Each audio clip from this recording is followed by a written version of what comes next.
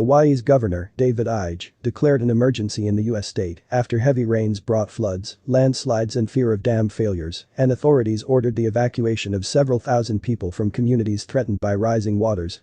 The move came after a dam overflowed on the island of Maui, forcing evacuations and destroying homes, with the dam's unsatisfactory condition leading to it being scheduled for removal this year, the land department has said.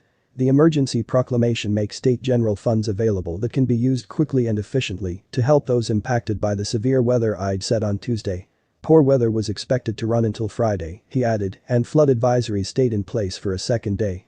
The emergency declaration covers the counties of Hawaii, Maui, Kalawao, Oahu and Kauai, the governor's office said in a statement, while the disaster relief period runs until 8 May.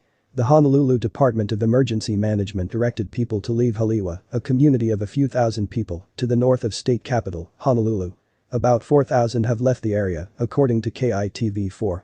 Rick Blangiardi, the mayor of Honolulu, warned the flooding near the city was life-threatening.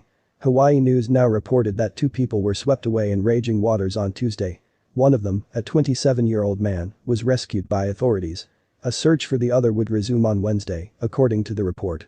There were no other immediate reports of injuries or casualties. In Maui, heavy rains damaged roads, leaving them impassable, with one bridge completely washed out and another displaced, the governor's office said.